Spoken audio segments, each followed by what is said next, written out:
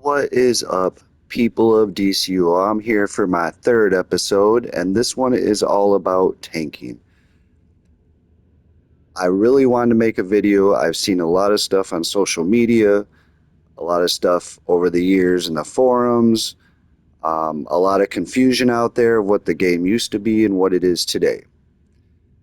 The main thing I want to talk about is aggro and what it means to tank and maintain aggro. Do you need stats? Do you not need stats? What is it all about? So with that, I'm going to take us straight to the traits, straight to the fire, and level 10 and talk about the tank roll. All right. So when you press up on PlayStation on your D-pad, you can select whether you're in DPS or damage. Damage, you get your tank icon. That means you're in your tank stance. When you are in your tank stance, this is what applies to you as a tank. As a fire tank specifically, I gain 50% health. So whatever my health is, I'm getting 50% more. Great bonus. My healing, 50% more incoming. Perception, that has to do with PvP and seeing invisible targets. Fire soul. Fire soul, as we go down here, as long as the targets are burning and I'm attacking them with weapons or superpowers, I'm going to buff my defense from 35 all the way to 60% as long as I maintain attacks on the target. Okay? Now, here's the big thing. Taunts. Taunts is what is another name for aggro. So when you use a superpower, your opponents attack you instead of your allies. So how this game works is when you're in an instance and there's some enemy NPCs. Each one of those enemies have a hate table. That's what the developers like to refer to it as, a hate table, okay?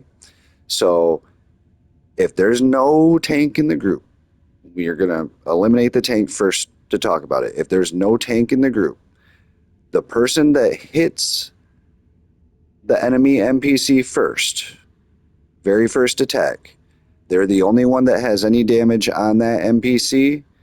Therefore, they have the most damage, and that NPC is directly going to attack that person. And they're going to be at the top of the hate table, number one target, okay? Now, as long as that person continues to do the most damage, that person will continue to stay on that hate table for 12 seconds. Every 12 seconds, that hate table is refreshed, and the enemies decide who's their worst opponent, who's their number one target, okay? So, to be on the top of the hate table, top damage. Also, the amount of healing you're doing. So this is why healers can get aggro without a tank. And then third is power. A controller, giving out power to the group. So those three things are what can dictate if you are on the hate table and what place you are on the hate table. Now with tanks, every time you do a taunt, you override all of that and you instantly get put at the top of that hate table and you are instantly the number one target. Okay, so early on in this game, dominance played a factor into that.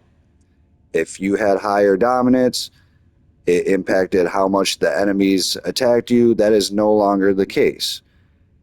They simplified it a few years back to where anytime you use any one of your superpowers, no matter what is on my loadout here as a fire tank, I got two loadouts, So anything that's on my loadout, whether it's my White Lantern powers you see or my fire powers you see, any of those superpowers are going to act as a taunt. And any one of those powers will start the 12-second timer for me to maintain my aggro. Now, what happens when aggro drops? If I do not use one of these powers within that 12 seconds, I'm dropped off that hate table. And unless I'm doing this the most amount of damage in the next interval, you know, I'm not going to be the number one target. If I'm over here just using weapons, you know, say I started off, I, you know, use a superpower, 12 seconds is ticking away, and then I just start using my weapon.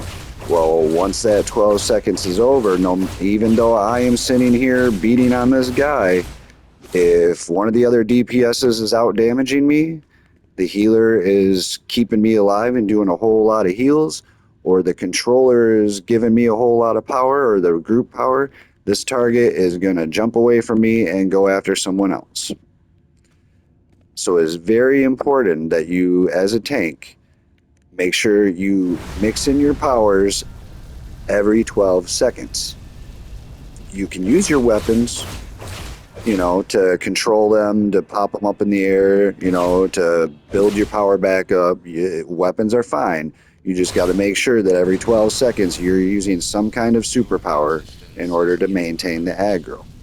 Now, there's something called a super taunt. Every power set, every tank power set has a super taunt. For fire, it's fireball. That is only used for me to override the secondary tank in the group, which doesn't happen very often. We don't really have content where we're running two tanks anymore, but if certain elite content, you might be chasing for a feat, you might be working with another tank, that's key to have your super taunt on there. I believe the lasso iconic also is a super taunt, so that's another option if you don't want to use fireball. But it's just a simple, quick move for me to make sure that I have that target instead of the other tank in the group. That's all that's for. So, just to recap, aggro, superpowers, every 12 seconds, very, very simple. Now let's talk about what aggro is not. Aggro is not dominance.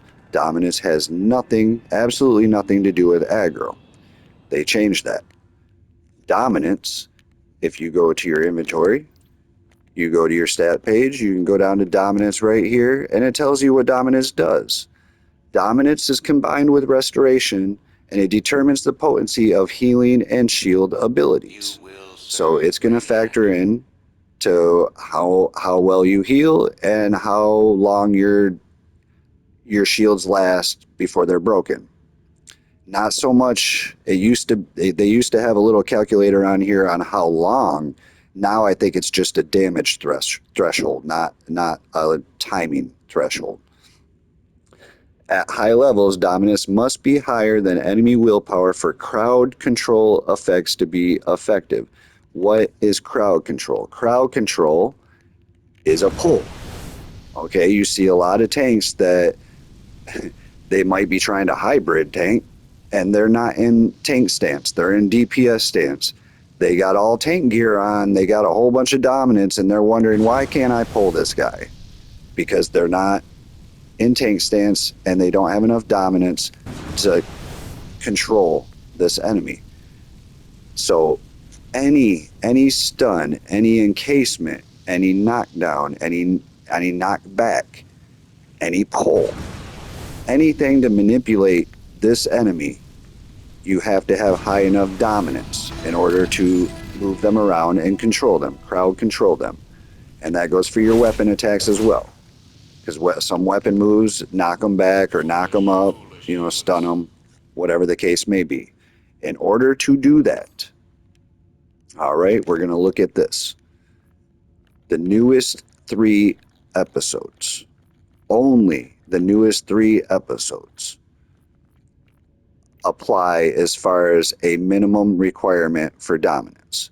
So if I go to one of these newer DLC things here, let's see if I can get it's kind of finicky. Okay, there we go. If you look at the middle picture there, you'll see it says minimum CR, suggested CR, and suggested dominance. That suggested dominance is what you need in order to crowd control as a tank, as a DPS, as a healer, as a controller. If you want to knock someone back, encase them, stun them, you need that much dominance. And for this particular instance, it's 194,514. So as long as your dominance is at that number or above, you'll be able to crowd control any of the enemies. That's all dominance does as far as, enemies. It has nothing to do with how long they attack you, where they attack you, whatnot. That is just strictly for crowd control. Now, anything older than these three is considered early endgame, and that applies to Omnibus. The stat clamp will give you the stats that you need to do your role. So if you are in tank stance and you queue up for an old instance, there's no minimum dominance requirement. It just automatically gives you the amount of dominance you need in order to do your job. Okay? So you could go into an old piece of content and not have any gear on. And I urge you all to check that. The next time you go into some old instance and then go to your stat page, and you're going to see a bunch of green stats. Stat clamp will give you the stats you need to do your job.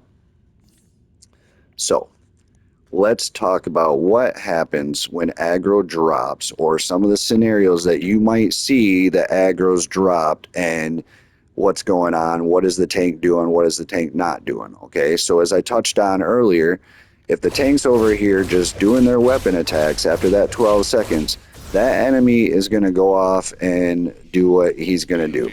Okay, and then it's going to be dictated on the hate table like the tank's not even there. So whoever's doing the most damage, the most healing, the most power out is gonna take some damage. Another issue: if you are in, like, say, a big room arena type instance, and enemies spawn at different sides of the room, make sure, if you're a DPS or if you're a healer or if you're a controller, you watch what the tank's doing and make sure you only attack the enemies that the tank has used superpowers on.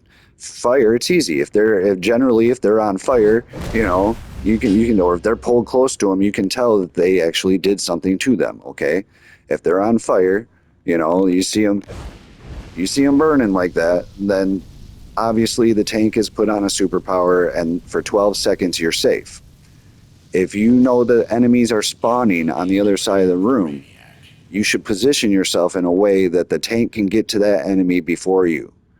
A lot of people blame the tank, like, oh, these guys are popping in and they're attacking me, he's not holding aggro. No, he just didn't have a chance to hit it with a superpower. And that's, awareness will help your group a lot. If you know that the ads are coming from the right side of the room, then you should maybe keep the tank in the middle and you're on the other side of the room. And that way, there's less chance that enemy is going to get to you before the tank can throw a superpower onto that enemy and hold them for the next 12 seconds. Now, battle tanking.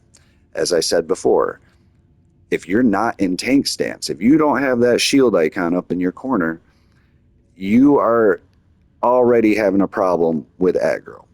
Now, maybe you're a really high damaging tank power and you're in DPS stance, and you go in and you have really high dominance, and maybe you can crowd control the ads a bit, and you can be the first one to attack them, and you're doing the most damage, so you're going to maintain a bit of that aggro, and maybe all you see is a 12-second window with the crowd of ads. Ads don't last that long in this game, so as long as they're dead in 12 seconds, there's no problem there, right? You're not going to see a problem.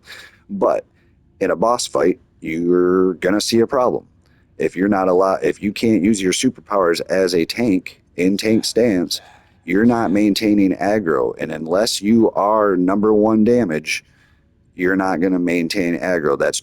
It's a really risky way to try to do it. I always urge people, if you're going to battle tank, then make sure you're in tank role and in DPS gear, DPS stats. That's probably the best way to do it. That way you are getting the benefit of your taunts. That's the most important thing as a tank, right? You want to control that aggro.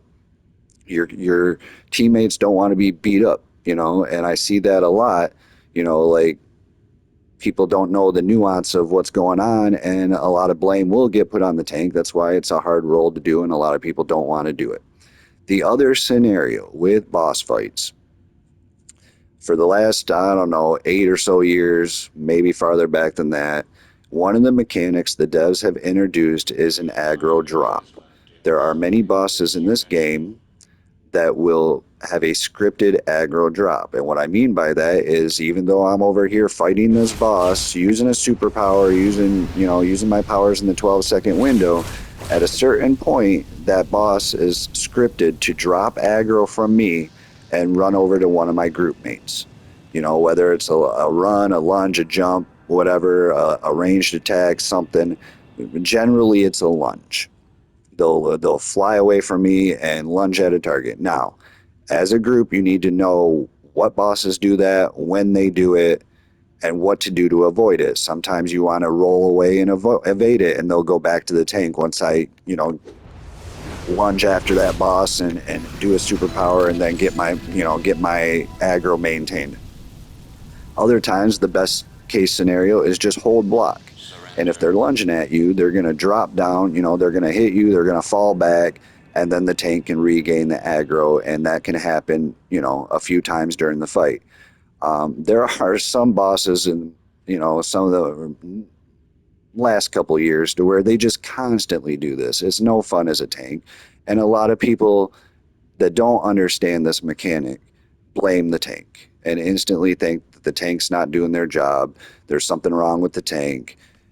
Not necessarily. Like, you have to understand that that is a mechanic in this game and it can happen. Okay?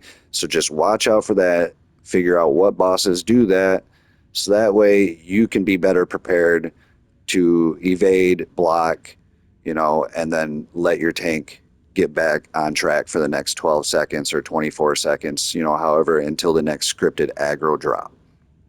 That is the best way I can explain aggro altogether. It has nothing to do with stats anymore. It's just simple, being in tank stance, using superpowers. That's it.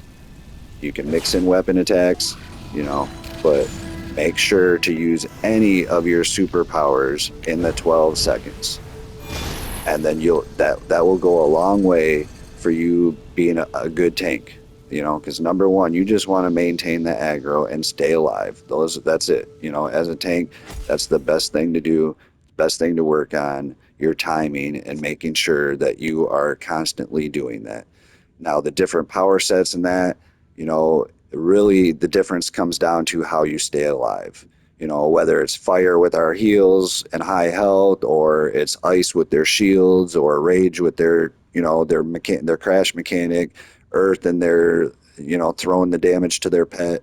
Whatever the case is, every tank's got a different way to survive, but aggro is the same with all tanks. It's just a simple superpower every 12 seconds.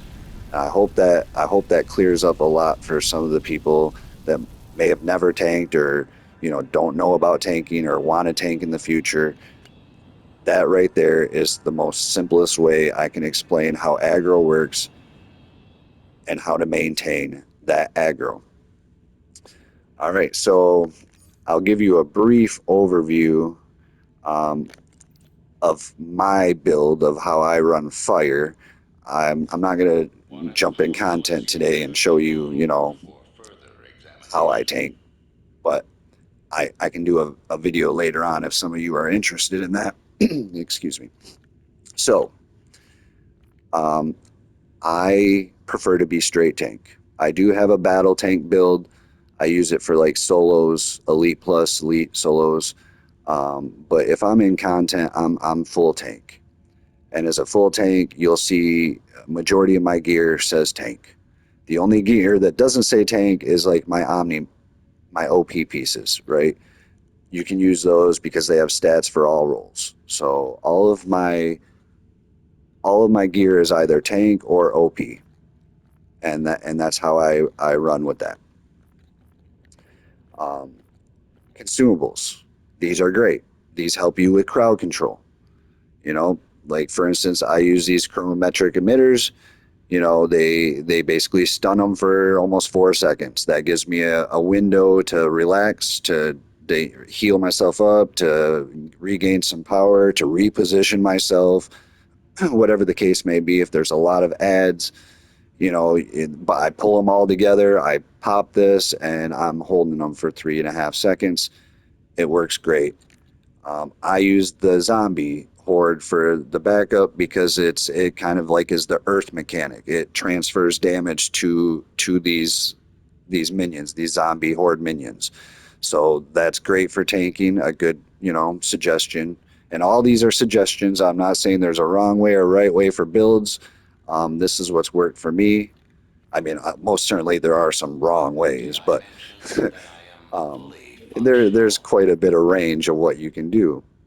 So for artifacts, that's a big thing. A lot of artifacts can work. I'm a fire tank.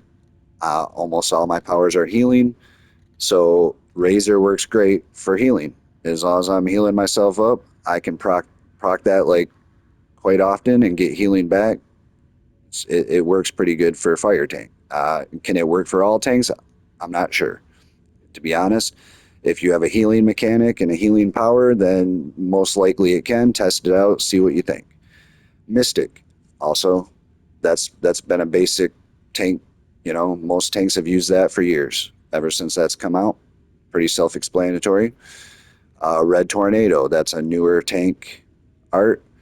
I love this specifically for me as a fire tank because it makes all of my attacks, whether it's weapon attacks or my powers, they are all, as long as I'm doing damage, I'm going to be getting heals back. So the very few powers that don't heal me as a fire tank, they do now with this. So that's why I love Red Tornado. The other things, as far as the damage circle around me that I get after a certain threshold or whatever, that's just bonus, or the redistribution of mechanic with another tank. Again, we don't use two tanks very often, but that's kind of a cool little feature that can work well with another tank who has Red Tornado. Every man, I'm rebuilding this up. I actually got rid of this a while back. I had a couple different artifacts, and I'm rebuilding it back up because one of the downsides of fire tanking is defense is probably our weakest aspect. As you see, Fire Soul helps boost my defense, but as base defense, we don't have as much as some of the other tanks, especially like Ice, right? So I try to shore up my weak points of my build, and that's why I'm working on Everyman here. So I can boost my defense up and try to get that a little bit better. So that's like basically my lowest point stat wise. And then last, Manacles. Also, just like Mystic, it's been a tank artifact for a long time. Most of you know that. So when it comes down to it, basically Mystic and Manacles are almost go to every man, as well as a lot of people have used those three for years. Red Tornado and Razor are fairly new. Um, and a lot of people don't know that Razor will work with just about every heal. So that's just that's a good suggestion. Again, you'll all find your own way, and that's great. I just want to help out people a little bit and show them, you know, what I'm running with. As far as my loadout, Immolation, pretty self-explanatory. It's a shield, but it's not quite a shield. It's more of damage mitigation. Um, it absorbs the damage taken, 35% of it. It's not like a full shield that blocks all damage and then explodes, breaks. This is 35% of the damage for the set amount of time. Vortex, in my last couple of videos, I showed you Vortex is great for tanking. It's an awesome tanking power. It's a pull, so it pulls everything into the lava field under me. It buffs my healing and it buffs my defense. So again, anything I can get extra defense, anything I get extra heals, works perfect for me. Backdraft, that's my AoE pull. Everybody's seen backdraft, I'm sure. That's pretty much anything within like 30 feet of my character is going to get sucked in if they're on fire. Engulf is our long range pull, and it also pulls multiple targets at once in the air. For years, fire did not have anything like this. We had to use, we used all kinds of things, honestly, but we used lasso, or we used the flight. I can't think of the name of the power that we use, but there's a flight power in the flight set that allowed us to pull in. Um, for years, we didn't have that, but they gave us Engulf, awesome power. And it's actually a pretty good damaging power, too, if you're in DPS stance, just so let you know on that. Absorb Heat, probably the best heal in the game, in my opinion, including healers. Uh, Absorb Heat can give me my whole health bar back, and I have over 3 million health. So that tells you right there, one power that I can do that can give me almost 3 million health in one go, as long as they're burning. The only downside of Absorb Heat is it slows down your movement dramatically. So you really have to pick and choose when and where you do it, or if you know a circle's coming under you, um, start moving as you cast it. So that way you're already moving. If you get something under you, you can continue to slowly move out of it. Or if you move towards the enemy while you do it, you actually move a little bit faster. So absorb heat is tricky, but once you get the hang of it, beautiful, beautiful move. Best heal in the game. And it used to be better before it got fixed. We used to be able to cancel it and then just get the heals, cancel the animation and still get the heals, but they decided, hey, we can't have that, so they changed that. But they buffed the heals when they did change that, so you just have to let the animation go. Burnout burnout is a group breakout. Almost every tank power does have a group breakout. That is a good thing to have, especially now that we have two loadout bars. Every tank should have a group breakout that provides immunity, control effects to you and up to 7 teammates. So whether you're in a 4-man or an 8-man, you can give your whole team a window of being able to avoid control effects. It also works in tandem with my ally, which I'll show you that in a second. All right, Burning Determination, great heal. It's basically a burst heal. It heals for every incoming attack for 10 the next 10 attacks. I'm going to get healed. Now, it does not work for one shots. Anything well above the normal attacks from enemies or bosses, if it's a one shot, not going to work. So don't expect it to work like that. But it definitely is a great heal. Stoic Flames is the same thing. It's basically you're getting healing over time. So those two I use intermittently. This is my main loadout that I pretty much will go through in a regular, basically front to back. But I'll mix in these. I use the life shield from the White Lanterns as my shield. That it's a great shield. Um, I think it seems to hold up a little bit better than Hard Light Shield. Um, Fireball I have on this secondary loadout in case I'm with another tank. Very seldomly, obviously, but once in a while, I may need to use it. I like this chain move for the White Lantern powers because it stuns the enemies, kind of hits multiple enemies and stuns them. So it's just another tool in my box. But again, like I said, mostly I can get through everything with just these 6 powers. These are all my secondary, just certain scenario kind of things. And lastly, the Sunstone Dust Blast. If you're a tank, you should be looking to get this supercharge. It's a great supercharge. I touched on that in one of my last videos there.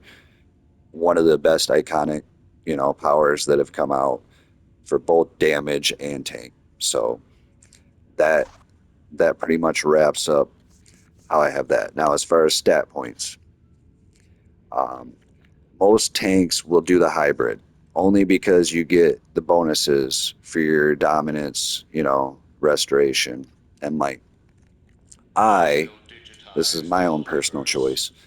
I prefer the power regeneration, and the extra power. I go through a lot of power with the way I run my loadout. I spam it a little bit. I like to use engulf to keep ads juggled up. So I tend to use a lot of power, and this has helped me be able to not even use a controller. In most instances, I can solo tank without a healer and without a controller. These are my critical healing. You guys have all seen this page. You know what these are. Fire tanks heal. So boost your heals. Pretty simple.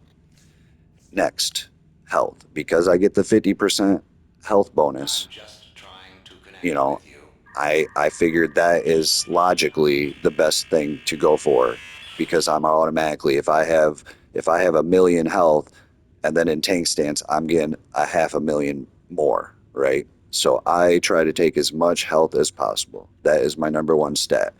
I have 50 points in might and power simply for power. That's it. It's not for might. I'm not really worried about my damage. It's just the little extra power. Dominance. I have 100 points in that because that's the top percentage bonus that you get. Once you get to 100, then it's diminishing returns. So 100 skill points, I throw just for that 10% dominance, done. Everything else, and for now on, every skill point I get after this, it's going straight to restoration because I want to boost my heals as a fire tank. All I'm concerned about is healing myself and mitigating damage. That's it. Pretty easy stuff. And then lastly, our allies. I use Wonder Woman because I like her lasso spin, just like that chain move for White Lantern. It stuns and holds the enemies for that 60 seconds she's out. She uses it quite often. Um, it's a great little tool as far as depending on the fight or whatever. If I want to make sure that the ads are taken care of, I'll throw her out there. Lex I use for the Exobyte Overdrive. Um, It boosts your restoration, vitalization, dominance, defense by 15 seconds, or 15 seconds, 15% when you're below 50% health. Now, if I'm below 50% health, it's Attention, because I I let have myself get multiple below hate box 50% health, ammo. just so I can get that kind of bonus, and then I can buff myself right back up. I can control that. For me, I'm over 3 million health, so half of my health bar is still 1.5 million health. I'm in no means like in danger. So especially if I'm by myself without a healer, I can control that a little bit better. With a healer, I tend to never be below 50%. Um, and then lastly is Superman. I use, as I said, the group breakout. So inspiring breakout. Whenever I pop my group breakout, it gives me a nice little shield. And that it works exactly like Immolation. It is a 35% damage mitigator. It's not a Sorry. real shield like Hard Light Shield or the White Lantern Shield. It's actually just, you know, 35% of all incoming damage is chopped off the top. So, with that, it's the same power as Immolation. They do not stack. So, it's not like I get 70%. It's just basically it's like I wasted one of these. So if you're going to use as a fire tank, if you're going to use these two powers, just make sure you use them one after the other. Let this shield go away and then pop it. Or what I like to do is just try to save that group breakout for instances where I know maybe, like I talked about, a scripted aggro drop is coming. I know that the boss is about to run away and go after my teammate. Boom, I'll pull this and just give What them a fighting troubles chance, you should be to evade or comfortable block or with my whatever. At examination. least they take at least 35% is dropped off the top of that. So, they have a better chance to survive until I can regain aggro. And that's basically my setup. I just wanted to really clarify and try to help the community as far as you know, aggro and versus dominance, and how the whole scenario plays into itself and what you should be focusing on as a tank. So really, I hope this clears up a bit for a lot of you Let's out clear there. If things you would up, like shall we? to see me do some tanking content, you know, throw a comment in there. Let me know. Um, I'm probably going to be more about doing some DPS stuff here, for my next couple of videos. But I just wanted to put this out there because I recently had a discussion on Facebook over the whole dominance versus aggro thing, and I hear, in the game quite often. People are a little bit confused on how all of that plays out, and what tanks can and cannot do to control a situation. And do they deserve blame or do they not deserve blame? That's I want to help out us fellow tanks. I want to make more tanks in the game. So hopefully this clears up a lot. And basically that's it for this video. If any of you guys have any questions or comments, throw it down. I don't want to be that guy, but please subscribe. Let's build this up. I want to be, you know, an asset for this community and help everybody. So let's get this out there, help everybody, help make some more tanks in the game, and keep the streets of Gotham safe. Until next time.